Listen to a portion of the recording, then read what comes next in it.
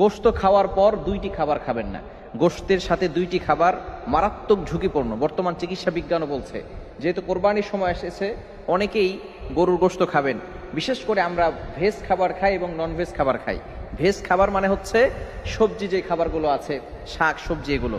আর non veg মানে হচ্ছে মাংস জাতীয় যে খাবারগুলো আছে, যেমন গরুর গোশত আমরা খেয়ে থাকি, এরপরে হাঁসের গোশত খেয়ে থাকি, ছাগলের গোশত খেয়ে থাকি। তো এই যে গোশত আমরা বিশেষ করে কোরবানির সময় আসলে গরুর গোশত, ছাগলের গোশত একটু বেশি খাওয়া পড়ে। এই খাবার খাওয়ার পরে দুইটি খাবার কিন্তু মারাত্মক ঝুঁকিপূর্ণ।